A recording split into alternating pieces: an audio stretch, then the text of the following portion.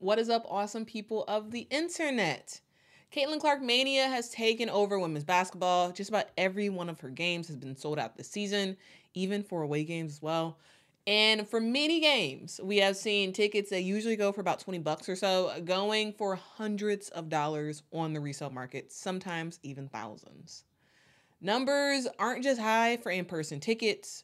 The ratings have been through the roof when Iowa women's basketball is playing. Just take Iowa's first game in the tournament against Holy Cross. And the first thing to note about that game is that the game was on ABC. For a game against Holy Cross, the game was on ABC, which usually for the first round games, they're on ESPN2, sometimes ESPNU, rarely ESPN. But the fact that this game was on ABC for a first round women's tournament game is huge. And their viewership for that game was 3.23 million. Now, that's pretty high for the women's game, but it pales in comparison to Iowa versus West Virginia in the second round of the NCAA tournament this season that averaged 4.9 million viewers on ESPN. Yeah, you're right. I said 4.9 million for a women's game. And if you take out the women's part, that game was the most watched NCAA tournament game on cable this year so far. Yeah, the Caitlin Clark effect is real. 4 times this season, Iowa women's basketball has drawn more than 3 million average viewers. Caitlin Clark is box office. Literally everybody is trying to get in on the money game, whether that's networks fighting to get this year's Iowa women's basketball games on their network. It's ESPN making Holly Rowe a dedicated Caitlin Clark reporter. The amount of merch that has been made with Caitlin's number or face on it. The amount of times that we have seen Caitlin Clark in a commercial compared to other men and women top college athletes. It's how the Indiana Fever has been selling tickets like crazy ever since Caitlin Clark announced that she was going in this year's WNBA draft. And even how all WNBA teams are prominently displaying home games against the Indiana Fever so that way they can get that increased ticket revenue for sales.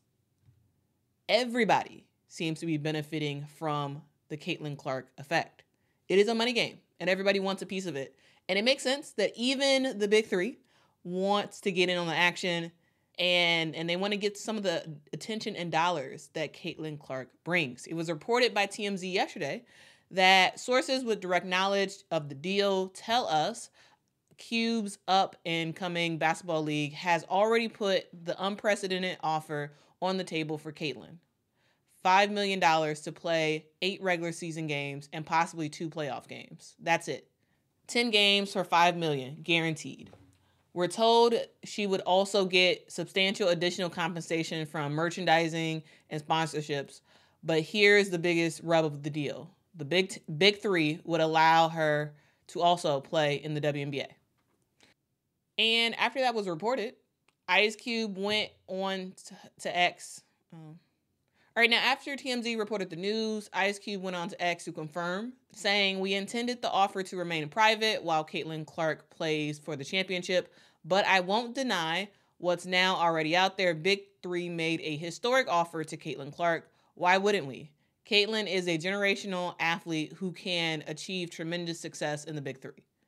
The skeptics laughed when we made Nancy Lieberman the first female coach of a men's pro team, and she won the championship in her first year. Then Lisa Leslie won it all in year 2. With our offer, Caitlin Clark can make history and break down even more barriers for women athletes. America's women athletes should not be forced to spend their off seasons playing in often dismal and dubious foreign countries just to make ends meet.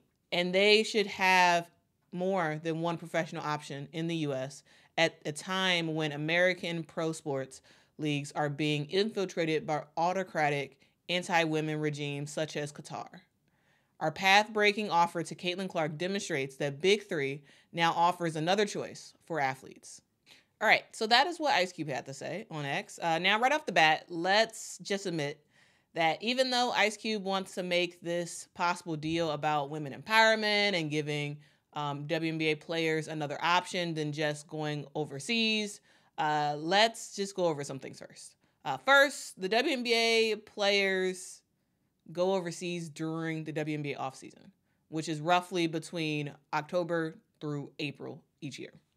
The Big 3 season runs smack dab during the middle of the WNBA season, so the Big 3 runs from June the 15th to August 18th.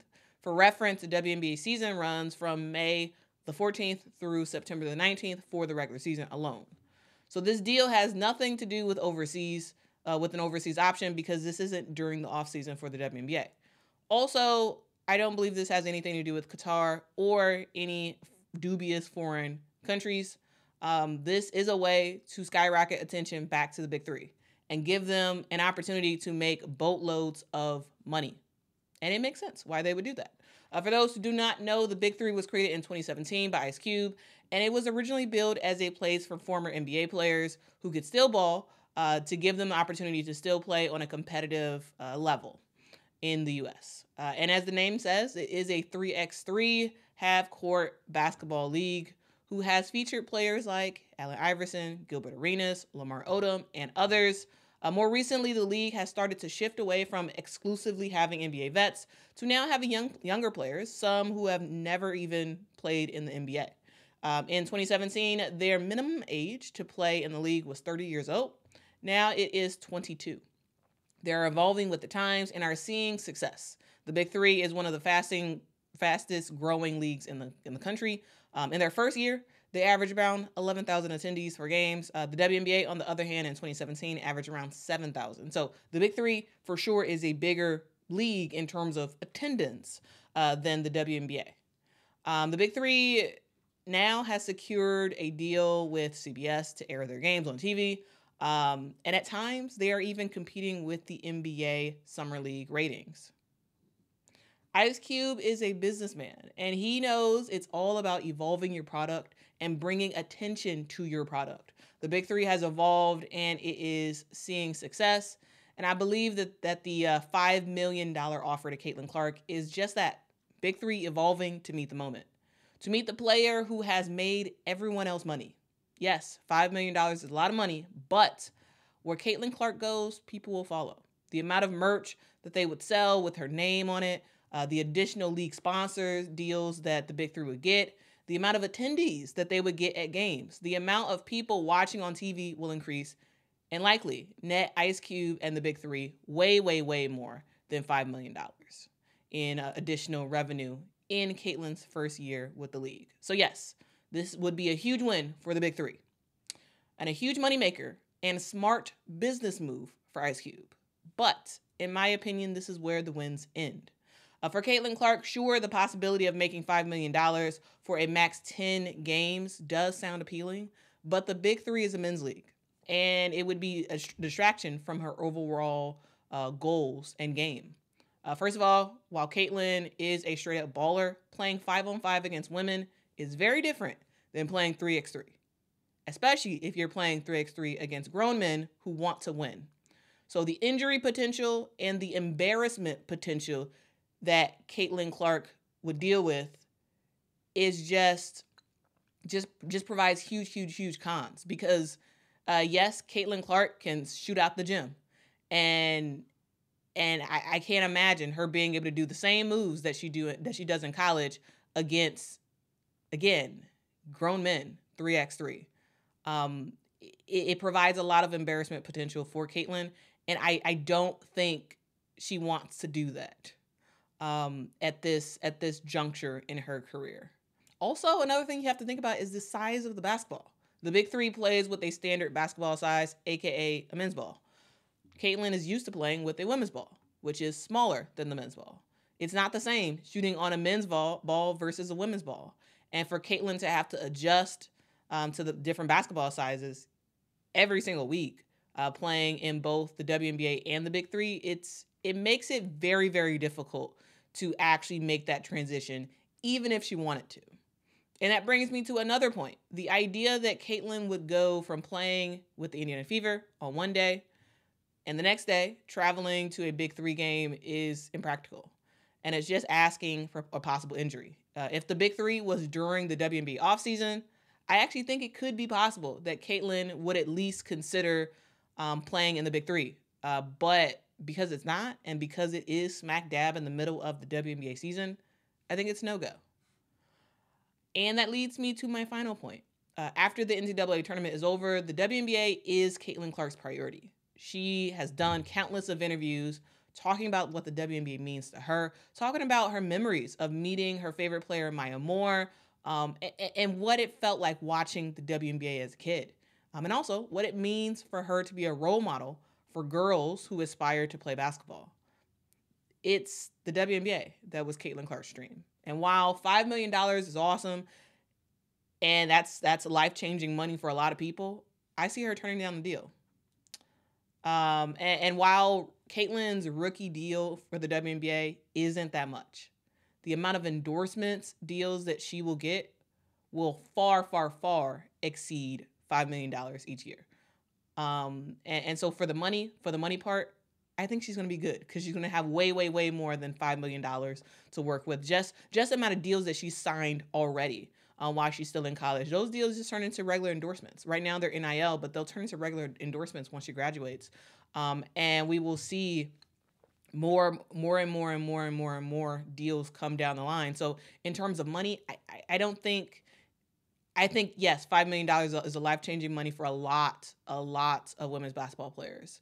But for Caitlin in particular, and the season that she is in and the attention that she has, I don't think this is a make it or break it amount of money for Caitlin Clark. So that is my take on the situation. Guys, let me know in the chat what you all think. And as always, I do thank you all for watching. And guys, just an announcement to make. Today is officially my YouTube anniversary, guys. 1 year ago, I posted my first women's basketball commentary video, and it just blows my mind. The community that we have created together. I thank each and every one of you for your continued support. It's been wild. It's been a wild year of covering the game that I love. I love women's basketball. I love the WNBA. I love the NCAA. I love talking about what these amazing women are doing on the court every single day.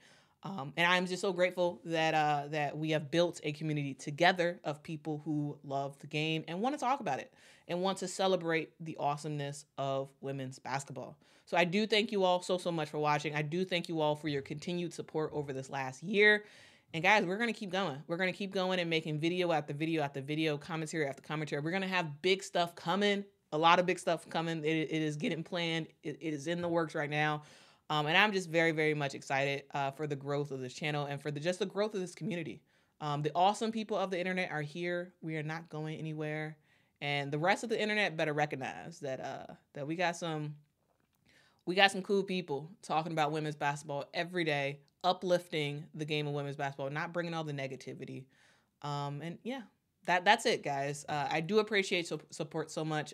If this is your first video, let me know in the comments. And also, if this isn't your first video, let me know the first video that you watched that made you say, yep, I'm going to be an awesome person on the internet. I'm going to join this community and we're going to rock out talking about women's basketball. Let me know in the comments below. If you all haven't liked this video, please hit that like button. If you haven't subscribed to this channel, please hit that subscribe button. Guys, this has been me talking about Caitlin Clark and why the possible deal with the BIG3 would be huge, but it's ultimately something that she would not consider. That's been me talking about that. Until next time, guys. Bye.